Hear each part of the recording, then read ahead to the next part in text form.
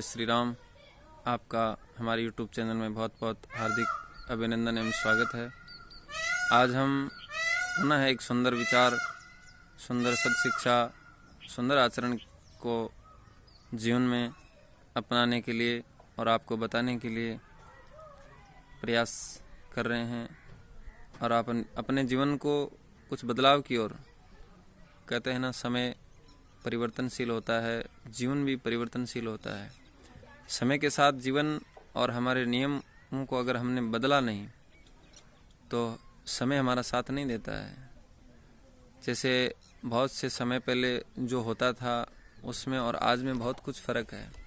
पहले के समय में हम जो सुविधाएं नहीं थी उन सुविधाओं से प्रसन्न भी थे, क्योंकि नहीं था तो जैसे तैसे था वो चल जाता था। आज सुविधाएं हैं और सुविधाओं के साथ साथ में हम उनके आदी भी हैं और उन सुविधाओं का हम लाभ भी लेते हैं। सुविधाओं का लाभ लेने के साथ साथ में हमें अपने जीवन में बहुत कुछ प्राप्त भी करना है, बहुत कुछ अर्जित भी करना है, जीवन में बदलाव भी लाना है। तो इन बदलावों को ध्यान में रखते हुए जीवन में जो मानव का जीवन है बड़े पुण्य से मिलता है। और हमने हो सकता है या हो सकता नहीं है, सत्य है, ये है कि हमने अच्छे कर्म किए हैं, इसीलिए हमें ये मानव जीवन मिला है।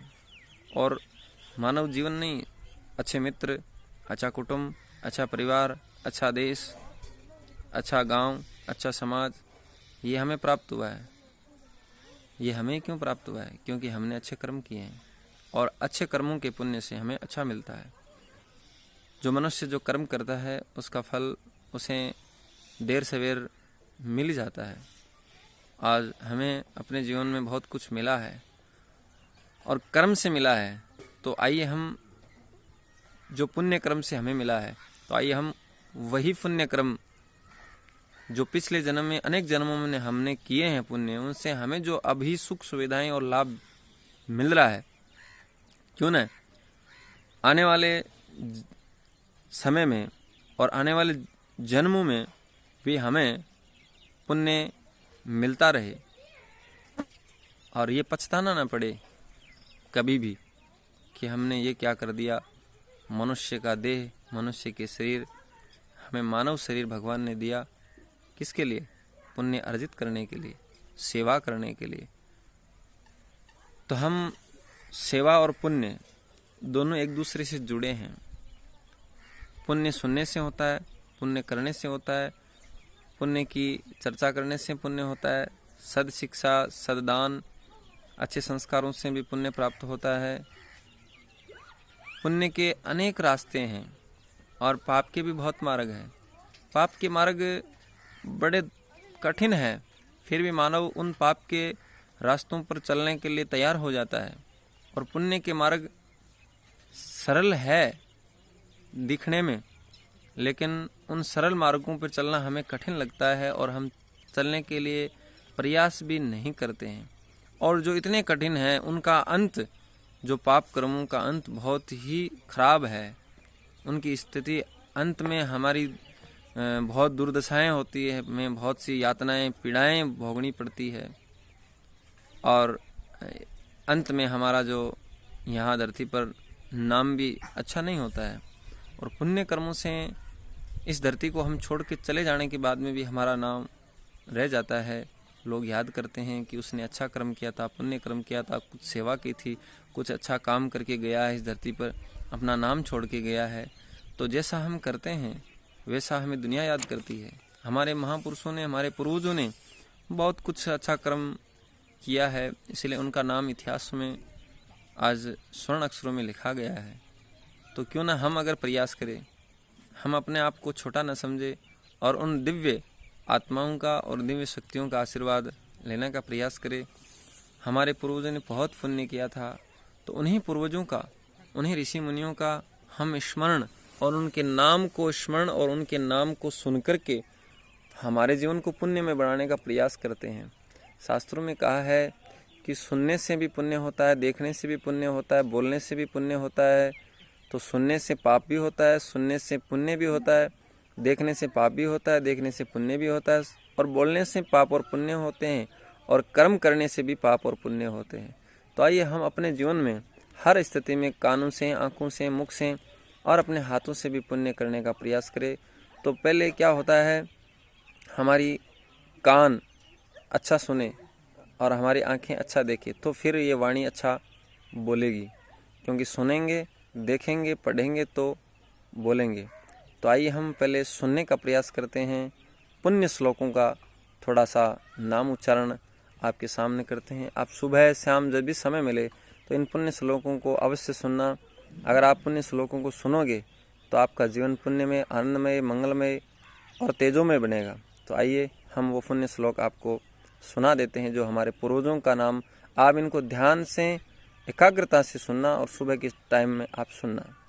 और जब भी समय मिले सुबह शाम, तब आप सुबह शाम, रात को, जब भी आपकी इच्छा हो कि आज कुछ अच्छा हमने किया है या नहीं किया है, या बड़ी प्रसन्नता या बड़ा दुख या कोई भी स्थिति, हर स्थिति में आप अगर आपको ऐसा लगे कि कुछ हमें सुनना चाहिए या पीड़ाएं हो रही हो या हर स्थिति जब अपने मन व्यथित हो रहा हो, उस समय भी आप इन श्लोकों को सुनना और सुन करके उनके बारे में विचार और स्मरण करना कि उन्होंने क्या किया था और क्या किया था। जब उनका स्मरण करने से पुण्य होता है, यानी जिन्होंने क्या कर्म किए थे, कौन से कर्म किए थे, उन कर्मों के करने से, उनका नाम स्मरण करने से भी पुण्य मिलता है।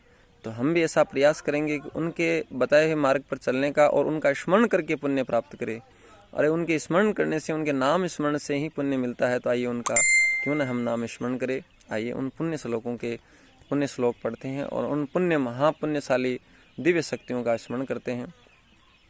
पुण्य श्लोको नलो राजा, पुण्य श्लोको जनार्दन, पुण्य श्लोका च वैदेही, पुण्य श्लोको युधिष्ठिर। अश्वत्थामा बलिर्व्यासो हनुमान् स विभीषण, कृपा परशुरामश्च सप्तते चिरञ्जीविना। सप्ततान् स्मरे नित्यं मार्कण्डे तथाष्टमं, जीवेत वर्षशतं साग्रम् अपमृत्यु विवर्जितः। कर्कोटस्य नागस्य दमयन्त्या नलस्य च, ऋतुपर्णस्य राजर्षि कीर्तनं कलिनाशनं। प्रह्लाद नारद पराशर पुण्डरीक व्यास सांब अम्बरीश, शुकशौनक भीष्म दाल्भ्यान्, रुक्माङ्गदा अर्जुन वसिष्ठ विभीषणादीन् पुण्यनामान् परम भागवतान् नमामि। धर्मो विवर्धति युधिष्ठिर कीर्तनेन, पापं प्रणश्यति वृकोदर कीर्तनेन। शत्रुर्विनश्यति धनञ्जय कीर्तनेन, माद्रीसुतो कथयतां न भवन्ति रोगा। वाराणस्यां भैरवो देव संसार भयनाशन, अनेक जन्म कृतं पापं स्मरणेन विनश्यति। वाराणस्यां पूर्वभागे व्यासो नारायण स्वयं, तस्यां स्मरणमात्रेण अज्ञानी ज्ञानवान् भवेत्। वाराणस्यां पश्चिमे भागे भीमचण्डी महासती, तस्यां स्मरणमात्रेण सर्वदा विजयी भवेत्। वाराणस्याम् उत्तरे भागे सुमन्तुर्नाम वेद्यजा, तस्य स्मरणमात्रेण निर्धनो धनवान् भवेत्। वाराणस्यां दक्षिणे भागे कुकुटो नाम ब्राह्मण, तस्य स्मरणमात्रेण दुःस्वप्न सुस्वप्नो भवेत्। उमा उषा च वैदेही रमा गंगेति पंचकं, प्रातरेव पठे नित्यं सौभाग्यं वर्ते सदा। सोमनाथो वैद्यनाथो धन्वन्तरी तथा अश्विनो, पंचेतान् ये स्मरे नित्यं व्याधि तस्य न जायते। कपिला कालयोरनन्तो वासुकीस्तथा कस्तथा, पंचतान् स्मरतो नित्यं विषबाधा न जायते। हरं हरिं हरिश्चन्द्रं हनुमन्तं हलायुधं, पंचकं वे स्मरे नित्यं घोरसङ्कटनाशनम्। आदित्यस्य उपेन्द्रस्य चक्रपाणिर्महेश्वर दण्डपाणि प्रतापी स्यात् क्षत्रबाधा न बाध्यते वसुर्वरुण सोमो च सरस्वती च सागर पंचदान संस्मरेद यस्तु त्रिशाम तस्य न बाध्यते। इस प्रकार पुण्यशाली जो हमारे ऋषि मुनि हमारे पूर्वजों का जो हम स्मरण करते हैं, उनसे हमें अनेक प्रकार की व्याधियां, अनेक प्रकार के संकटों से हमें छुटकारा मिलता है। तो हमने एक संक्षिप्त रूप में आपको ये बताया है और आप सुनकर के पुण्य के भागी बने और अपने जीवन में भी उनका अनुसरण करने का प्रयास करें।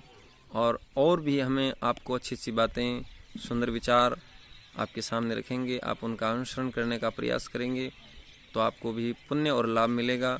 जय श्री राम, जय श्री बालाजी की। आप हमारे यूट्यूब चैनल को लाइक करें और अपने मित्रों को शेयर करें। सब्सक्राइब आपने अगर नहीं किया है तो सब्सक्राइब करके, और जो सब्सक्राइब के पास में जो घंटे का बेल आइकन है उसको भी आप दबाएं और अपने इस चैनल के सबसे अच्छे और सुंदर और सबसे पहले वीडियो देखने के सहभागी और लाभ प्राप्त करें। जय श्री राम, जय श्री बालाजी की।